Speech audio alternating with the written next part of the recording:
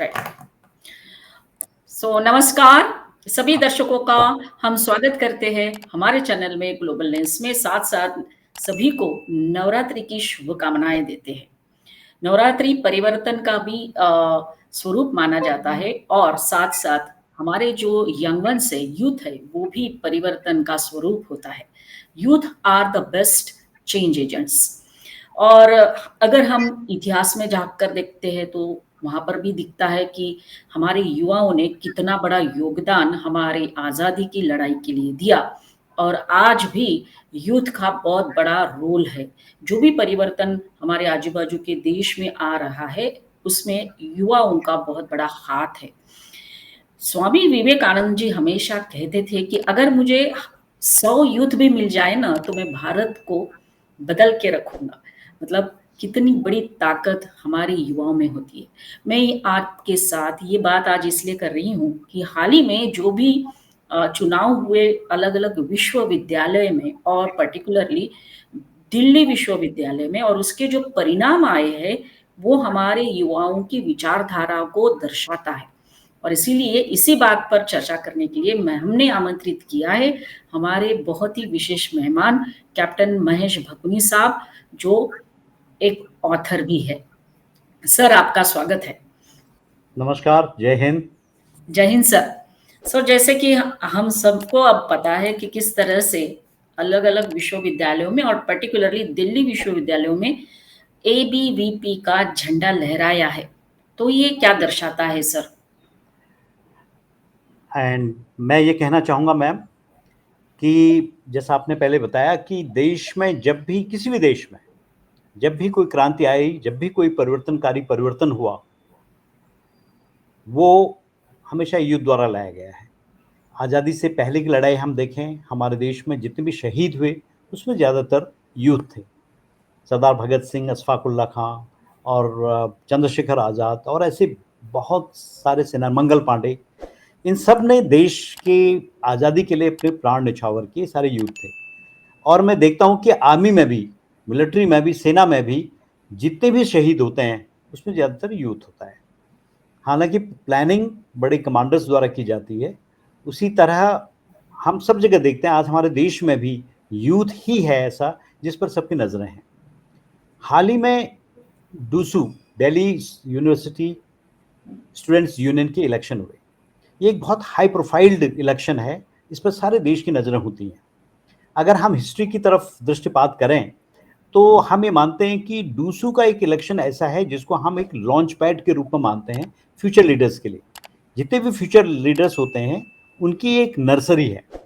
ये main stream politics में जो भी लोग आते हैं, हम इतिहास पर नज़र डालें, हमारे देश के टॉप लीडर्स पर नज़र डालें तो mostly Delhi university, Allahabad university और साथ साथ जवाहरलाल नेहरू यूनिवर्सिटी, ये यूनिवर्सिटीज़ के इलेक्शन में जो भागीदार होते हैं, भाग लेते हैं और यूनियन के लीडर्स बनते हैं, वही फिर देश में एक प्रभावी रोल अदा करते हैं। अगर हम इसके इतिहास पर नज़र डालें तो 1954 में डूसू की स्थापना हुई और साथ साथ तब से ये हॉट बेड रहा है जहाँ से पॉलिटिकल एक्टिविटी हुई है। और दिल्ली यूनिवर्सिटी का जो स्टेटस है इंडिया की प्रीमियर इंस्टीट्यूट्स में से है। इसलिए यहाँ पर मैं इसलिए भी कहना चाहूँगा प्रीमियर इंस्टीट्यूट, क्योंकि देश के जगह जगह प्रांतों से सबसे होनहार व्यक्ति, सबसे होनहार विद्यार्थी दिल्ली यूनिवर्सिटी एडमिशन पाता है। आपको जानकर कि यहाँ पर कट ऑफ लाइन ही जो है, उसकी कट ऑफ परसेंटेज है वो 94-95% या उससे ऊपर होती है। इसलिए दिल्ली यूनिवर्सिटी में एडमिशन पाना अपने आप में बहुत महत्वपूर्ण है। तो इसलिए ये जितने प्रांतों से यहाँ आके दिल्ली यूनिवर्सिटी में आते हैं वो देश की राजनीति में भी बहुत अहम भूमिका निभाते हैं, ब्यूरोक्रेसी में निभाते हैं। यहाँ के टॉप राइटर्स आपको मिलेंगे, एक्टर्स आपको मिलेंगे। तो हर तरह के बहुआयामी विधा के ये विद्यार्थी यहाँ रहे हैं। अब क्या होता है कि डूसू जो है, यहाँ की जो भी इलेक्शन होता है वो बहुत ज़्यादा पॉलिटिसाइज होता है। उसमें बिल्कुल देश में जैसे इलेक्शन होते हैं उसी तरह के यहाँ पे इलेक्शन होते हैं। तो वहाँ प्राइमरीली दो तरह के विद्यार्थी यूनियन होते हैं। एक तो होता है अखिल भारतीय विद्यार्थी परिषद, जो कि आरएसएस और बीजेपी से एफिलेटेड है। दूसरा national students union of India, जो कि कांग्रेस से एफिलेटेड है, कुछ लेफ्ट के भी बिलोंग करते हैं, जैसे कि आईसा, सीपीआई-एमएल और एसएफआई, एसोसिएशन ऑफ इंडिया। ये लार्जली जो पावर है, जो यूनियन के लीडर्स हैं, वो बनते हैं एबीपी, एबीवीपी और एनएसयूआई से। तो यस, इलेक्शंस बड़े उत्साह से यहाँ होते हैं। अगर हम ये देखें कि ये क्यों इतना इंपॉर्टेंट है, जैसा आपने इसका हम जिक्र क्यों कर रहे हैं, आज क्यों डिस्कस कर रहे हैं, उसकी सबसे बड़ी वजह यह है कि डूसू के जो इलेक्शंस हैं वो इसलिए इंपॉर्टेंट है कि एक तो ये ट्रेनिंग ग्राउंड है फ्यूचर लीडर्स का, पॉलिटिशियंस का।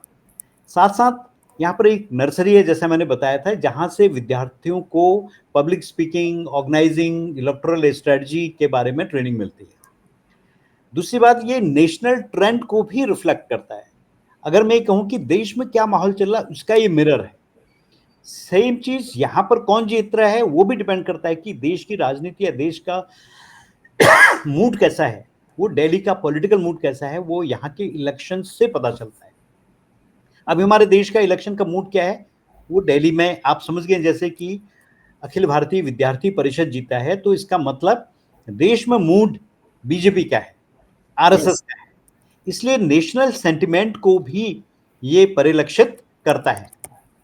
आपको याद होगा, इससे पहले 80 के दशक में, 80 और 90 में एनएसयूआई का यहाँ पर डोमिनेशन था। तब कांग्रेस की सरकार थी और कांग्रेस के लोग यहाँ पर दखल भी करते थे।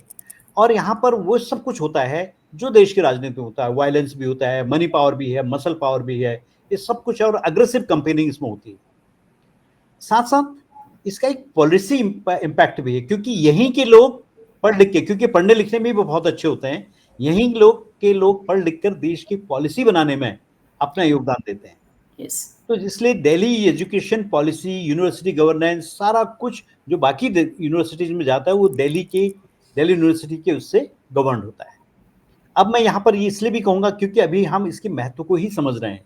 दूसरा क्यों इंपॉर्टेंट है कि यहाँ पर देश को कौन कौन से बड़े बड़े नेता दिए हैं इन्होंने देश को दिए हैं। अरुण जेटली, आप जानते हैं, वो डूसू के प्रेसिडेंट थे 74 में, और बाद में वो यूनियन फाइनेंस मिनिस्टर बने। उसके बाद विजय गोयल, जो पहले के यूनियन मिनिस्टर हैं और दिल्ली के बीजेपी के लीडर हैं। विजेंद्र गुप्ता हैं, जो दिल्ली बीजेपी के स्टॉलवर्ड हैं। Nupur Sharma, farmer BJP spokes person. Anil Sharma, Shakti Singh, आशीष सूद, ये सब बीजेपी के रहे हैं। अब एनएसयूआई से कौन है? अजय माकन, बहुत ज्यादा इंपॉर्टेंट लीडर हैं। 1900 फॉर्मर यूनियन मिनिस्टर भी रहे, दिल्ली के कांग्रेस चीफ भी रहे हैं। संदीप दीक्षित, जो शीला दीक्षित पूर्व मुख्यमंत्री के पुत्र हैं, वो भी दिल्ली की यूनिवर्सिटी के विद्यार्थी रहे हैं और एक्स एमपी हैं। अलका लांबा, जो आप में चली गई थी आम आदमी पार्टी में, अभी वो कांग्रेस में है। रागिनी नायक, कुछ साल पहले ये भी दिल्ली यूनिवर्सिटी की छात्र के साथ साथ एक प्रेसिडेंट थी। तो वहां से बाकी आपको पता है, और पार्टियों के जो अफिलेटेड हैं वो योगेंद्र यादव, कन्हैया कुमार, जो कि बेसिकली जेएनयू के हैं, पर उनका प्रभाव भी डूसू की राजनीति पर पड़ता है। इसमें यही एक ऐसा यूनिवर्सिटी है जिसका इम्पैक्ट दिल्ली में एज ए स्टेट पर भी पड़ता है और सेंटर में भी पड़ता है, और मीडिया कवरेज भी इनकी सबसे ज्यादा होती है। यस, डूसू इम्पोर्टेंट है। राइट सर, आपने इतना डिटेल में बताया, लेकिन सर अभी फिलहाल जो इलेक्शंस हुए उसके जो परिणाम आए हैं, तो क्या वो हम ये समझ सकते हैं कि जिस तरह से हमारे जो एलओपी है राहुल गांधी जी, वो वहाँ गए थे दिल्ली यूनिवर्सिटी में, लेकिन वहां जाकर भी वो फेल हो गए, ऐसा बोल सकते हैं हम लोग? यस, बिल्कुल सही बात है। एक्चुअली राहुल गांधी ने वहां, पहले तो मैं बता दूं, राहुल गांधी के अलावा कोई भी बड़ा लीडर वहां नहीं गया। तो राहुल गांधी ने, इसे कहते हैं टू रिक्लेम द ग्राउंड, वो जो उनका खोया है उन्होंने उसको पाने की कोशिश थी। और इसलिए एक खास तौर से फोटो ऑप या कहना चाहिए लाइमलाइट में आना, मीडिया कवरेज में आने के लिए उन्होंने किया था। जैसे कि कई बहुचर्चित अखबारों ने और न्यूज मीडिया ने बोला है कि राहुल गांधी ने चर्चा जरूर पाई लेकिन वोट नहीं पाया। इसके बावजूद भी उनको सिर्फ एक पद मिला है वाइस प्रेसिडेंट का, जिसको अच्छे भारी बहुमत से वो जीते हैं। बाकी 3 president, secretary and joint secretary, ये अखिल भारतीय विद्यार्थी परिषद के ही बने हैं। यस। तो कहा जाए तो ये वो वहाँ गए और इसलिए वहाँ का यूथ भी उनको देख के वही रेटरिक था उनका कि कि वोट चोरी का उन्होंने दोहराया, तो ये लोगों ने पसंद नहीं किया। और जो मैंने देखा, जो मैंने सुना, वहाँ पर राहुल गांधी गो बैक के नारे वहाँ लगे थे। तो और ऐसे समय में एनएसयूआई की कुछ विद्यार्थी वायलेंट भी हो गए थे, कुछ झगड़े की खबर भी आई जिसमें पुलिस को हल्का बल वो करना पड़ा, प्रयोग करना पड़ा। राहुल गांधी का उद्देश्य था कि वो यूथ से कनेक्ट हों, साथ साथ लेकिन जो रेटोरिक था उन पर रट्टा मार रहे थे वोट चोरी का, वो उनके अगेंस्ट गया। उनके पास कोई भी ऐसा मुद्दा नहीं था जिसको वो बोले। और लकीली यहाँ पर बैलेट से इलेक्शन हुआ था, कोई ये मशीन द्वारा नहीं हुआ था, नहीं तो उसमें भी उन्होंने कुछ न कुछ कहना था। यस तो यस। ये रहा उनका, इसलिए उनको कोई वोट नहीं मिला, सिर्फ उनको थोड़ी मीडिया कवरेज मिल गई। जी या मतलब यही हुआ सर कि राहुल गांधी जी अभी near about 56 years old young नेता माने जाते हैं लेकिन उनके साथ युवा नहीं जुड़ पाए या फिर वो युवाओं के साथ नहीं जुड़ पाए। तो हम क्या ये समझे सर कि राष्ट्रवादी जो युवा अभी है उनकी जीत हुई है? आपका कहना बिल्कुल सही है, बहुत सही बोला है मैम आपने कि राष्ट्रवादी ही लोगों का ही हुआ है। हमने इसलिए मैं आपसे कहना चाहूंगा, अगर जब भी हम अखिल भारतीय विद्यार्थी परिषद की बात करेंगे तो हमें यह देखना है कि पहले उसकी बैकग्राउंड क्या है। अखिल भारतीय विद्यार्थी परिषद आरएसएस से जुड़ा हुआ क्या कहते हैं, कहना चाहिए, पार्टी है, एक ब्रांच है। ब्रांच है। यस। तो और ये मान के चलिए कि आरएसएस की जो मूलभूत धारणा है वो राष्ट्रवादी है। देश के कल्चर की बात करते हैं, देश सेवा की बात करते हैं, क्योंकि आरएसएस कहीं पर भी कोई विपदा होती है, कोई भी आपदा होती है, आरएसएस किसी को दिखाती नहीं, वहां पहले पहुंच के वो सेवा करते हैं और चुपचाप आते हैं, उनको दिखावे का कोई वो नहीं है। और साथ साथ ये बहुत अच्छा संगठित संगठन है। मैं आपको बताऊं कि मैं चर्चाओं में सुन रहा था कि उनके यहाँ भी एनएसयूआई में राहुल गांधी के अलावा कोई नहीं गया, और वहां पर भी वो कहते हैं कि उनकी 11 तारीख को, 11 सितंबर को सीटें फाइनल, वो क्या बोलते हैं, कौन कौन से लोगों को नामांकित करना है, वो फाइनल हुई। क्योंकि टॉप लेवल पर सुना है कि कन्हैया और उनके जो इनके यहाँ पर भी काफी हद तक इनमें विचार भेद था, और इसलिए एनएसयूआई के टॉप लीडर्स आपस में लड़ रहे थे। यही पंजाब में किया उन्होंने, वो आपस में लड़ते हैं, ये पूर्ण रूप से संगठित नहीं इनके, इसलिए विचारधाराओं में बहुत ज्यादा विरोधाभास है इनके आपसी उसमें। वेयरएज अखिल भारतीय विद्यार्थी परिषद एक ऐसा संगठन है जो आरएसएस से गवर्न है, उनमें डिसिप्लिन है और उनकी ग्रूमिंग बचपन से ही है। वो शाखाओं में जाते हैं, देश के लिए प्रैक्टिस करते हैं, वंदना गाते हैं, साथ साथ वो देश प्रेम से ओतप्रोत होते हैं, इसलिए नेशनलिस्ट रूप में इनका है। यस। इसलिए हम देखें तो ये अखिल भारतीय विद्यार्थी परिषद की जो जीत है वो आई वुड से आरएसएस की जीत है, बीजेपी की जीत है। या सर अभी हाल ही में राहुल गांधी जी ने ट्वीट किया था जेनजी के नाम से कि हमारे जो जेनजी है वो बदलाव लाएंगे और डेमोक्रेसी को, लोकतंत्र को बचाएंगे। तो हर जगह पे जहां जहां इलेक्शंस हुए वहां पे जहां पर एबीवीपी भी आई है, जैसे फॉर एग्जांपल सर तेलंगाना में, हैदराबाद में जो सेंट्रल यूनिवर्सिटी है वहां पे 7 सीटों पर एबीवीपी आई है। फिर गुवाहाटी में भी एबीवीपी आई है, एक दो सीट, अभी नंबर नहीं याद आ रहा है।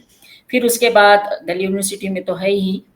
तो इवन सर जेएनयू जो वामपंथियों का गढ़ माना जाता है, और particularly school of social science जो है वो गढ़ है वामपंथियों का, वहां पर भी बीजेपी सचिव पद पे जीती है।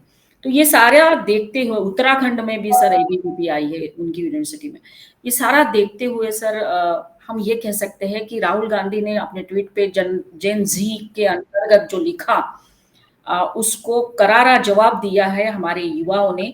जेन जी नहीं, ये जेन एन है, नेशनलिस्ट राष्ट्रवादी युवा है। जैसा कि हम देखते हैं कि जो जेन जी है वो हमेशा एक सही डायरेक्शन में सोचता है, वो प्राइमरीली वो किसी जाति धर्म उसकी तरफ नहीं मुड़ता है। उनको अपने भविष्य, उनको अपने रोजगार की चिंता रहती है, अपना करियर बनाने की चिंता होती है, साथ साथ उनको आगे पढ़ने की चिंता होती है और साथ साथ वो देश में कॉम्पिटिशन्स में भाग लेके देश में ब्यूरोक्रेसी में आना चाहता है, सेना में जाना चाहता है, तो उसके जितने भी इंटेंशंस होते हैं, जो उनके भविष्य के निर्माण के लिए कदम उठाएगा, जो उनकी बात करेगा, वो उन पर भरोसा करते हैं। यस। तो हमारा जेन जी अभी है, उनको अभी वर्तमान सरकार, केंद्रीय सरकार पर पूरा विश्वास है और इसलिए आपने देखा होगा पिछले तीनों इलेक्शनों में जैन जी ने भरपूर रूप में जब भी वो वोट देने लायक हुए हैं, उन लोगों ने भाग लिया है और इस बार का जो दूसू का इलेक्शन है, उसमें पूरा जैन जी का कमाल है। वहां पर अगर हम उनकी बात सुने, वहां के जो नए प्रेसिडेंट बने हैं डूसू के, उसने खुल के बोला है कि जैन जी ने ही जिताया है उनको और इसलिए जैन जी जो है नेशनलिज्म, कल्चरल आइडेंटिटी और प्राइड ऑफ जो भी इंडिया को जिस पर भी इंडिया के हेरिटेज पर उनको गर्व है, उसके लिए वो लड़ते हैं। यस। इसलिए ज्यादातर लार्ज सेक्शन ऑफ यूथ जो 96 से लेकर 2012 के बीच में पैदा हुआ है, जो 28 साल 29 साल के आसपास हैं या उसके नीचे हैं, वही लोगों ने डूसू में भाग लेके अखिल भारतीय विद्यार्थी परिषद को जिताया है। और जैसा आपने बताया कि अन्य क्षेत्रों में, अन्य राज्यों में भी ये अखिल भारतीय विद्यार्थी परिषद ही जीती है, तो वहां पर सारे जैन जी ने ही दिखाया। तो इसका मतलब यह है कि जैन जी ही अभी देश में अग्रणी होकर कर रही है। जहां तक राहुल गांधी का सवाल है कि उन्होंने एक किस्म से बहुत हल्का, बहुत सस्ता, बहुत चीप सी उन्होंने हरकत की है कि उन्होंने भड़काने की कोशिश की है और उनकी तरफ से बहुत ज्यादा क्या कहता है इर्रेस्पॉन्सिबल जवाब आए हैं। जब उनसे पूछा गया कि क्या आप सुप्रीम कोर्ट जाएंगे, क्या आप संस्थाओं के खिलाफ जो आप जो संविधान जिसके लिए खतरे में है, तो उन्होंने कहा संविधान बचाने मेरा काम नहीं, हाँ। मेरा काम सिर्फ बताना है। यस। ये उनका रिस्पॉन्स सोचते हैं, जबकि संविधान में क्लियरली बाबा साहब अम्बेडकर ने एक बार बोला है, कहीं पर मैंने पढ़ रहा था कि उन्होंने ये बोला है कि अपोजिशन का भी उतनी जिम्मेदारी है देश के संविधान को बचाने की या संविधान के बारे में कार्य करने की, जितना कि सत्ता में जो पार्टी है, राइट। तो उन्होंने ये जैन का जो एक तुर्रा छोड़ा है बीच में, वो उनके खिलाफ ही गया है, सारे लोगों ने उनके खिलाफ किया। और अगर आप कुछ तरह के वीडियो सुनेंगे इंस्टाग्राम वगैरह में, मैंने एक भी वीडियो नहीं देखा जो कि उनके विचारधारों के खिलाफ करता है, उनके विचारधारों के अनुसार चलता है। और सबने ये बोला है कि हमें करंट सरकार ही चाहिए, चाहे हम, एक बंदे ने तो यहाँ तक बोला है कि अगर 15,000 का भी सिलेंडर हमारा हो जाएगा, हम तो भी मोदी जी को ही चाहेंगे। तो इससे ये लगता है कि जो जैन जी का जो मूड है, वो देश का मूड है भी। और देश का मूड क्या है? करंट गवर्नमेंट जो कि पिछले 11-12 साल से अनवरत काम कर रही है देश के लिए। यस। और साथ साथ जो भी वर्तमान में, प्रेजेंट में जो ऑपरेशन सिंदूर वगैरह हुआ और अमेरिका से जो टक्कर ले रहा है, इससे हमारे देश के युवा का मान बढ़ा है। हमारे देश का युवा यही चाहता है, हमारा देश का युवा उन चीजों की खिलाफत करना चाहता है जो हमको अंडरमाइन करे। यस। तो सर, यहाँ पर हम लोग यही बोल सकते हैं कि राहुल गांधी ने जेन जी जो नेपाल में हुआ उसको लेके हमारे यहाँ केओस करने का जो उनका एक विचार है या सपना है, उसको पूरी तरह से लताड़ा है हमारे यंग जनरेशन में, क्योंकि उनको एक विजन मिला है विकसित भारत का। तो ये विजन देने का काम हमारे प्रधानमंत्री ने दिया है, तो इसीलिए ये परिवर्तन आया है। ऐसा नहीं लगता है सर आपको? बिल्कुल आप सही कह रहे हैं।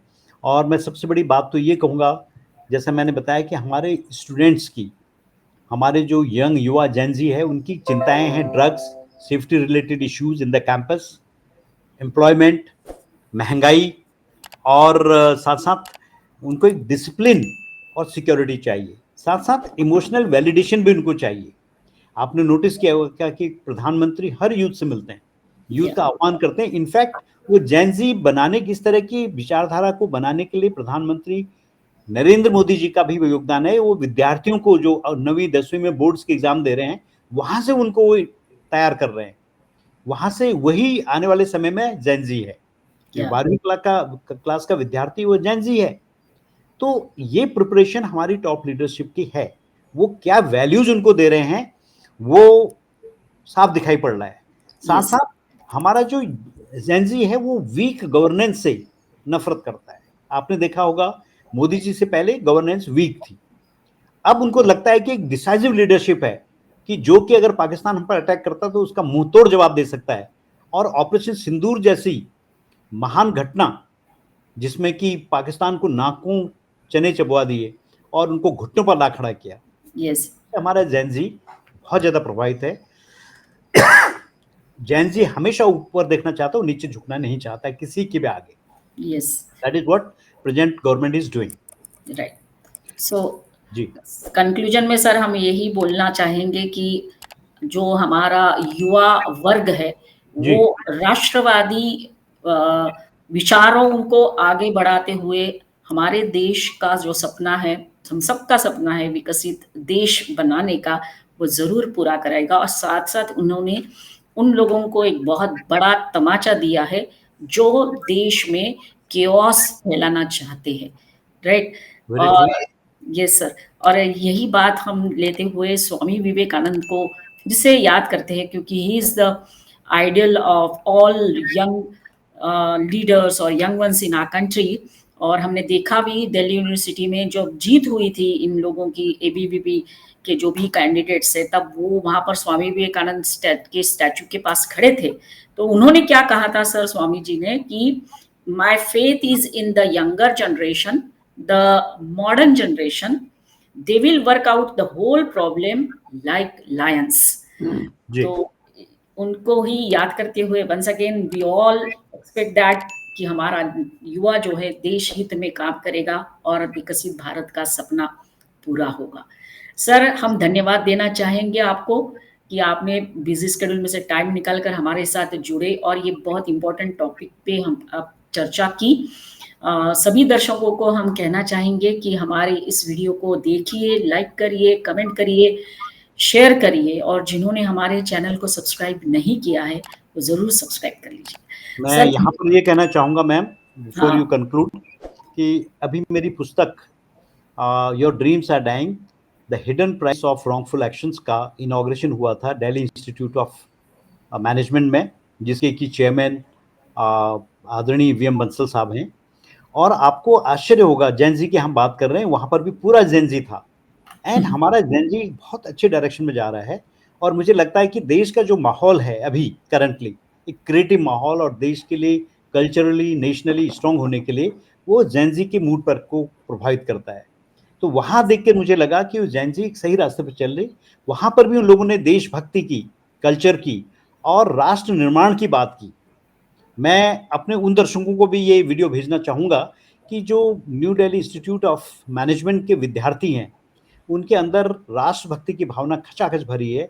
और जिस तरह से चेयरमैन वीएम बंसल साहब ने उनके अंदर वैल्यूज डाली हैं, कॉलेज का माहौल क्रिएट किया है देशभक्ति के लिए और देश को कैसे आगे बढ़ाना है, वहाँ के बच्चों की जो प्लेसमेंट है वो जगह जगह दुनिया भर में हो रही है।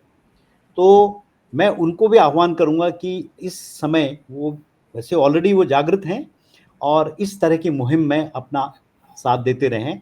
इन्हीं शब्दों के साथ मैं आपका धन्यवाद करता हूं कि आप एक बहुत ज्वलंत मुद्दे को सामने लाए और हो सकता है भविष्य में मैं इस पर भी कुछ लिखूं, जैन जी पर, और how they are holding the future of our nation. Yes thank you so much कि you brought such a pertinent topic today और बहुत अच्छा लगा आपसे बात करके। Thank you sir. Jai Hind sir. Thank you. जय हिंद।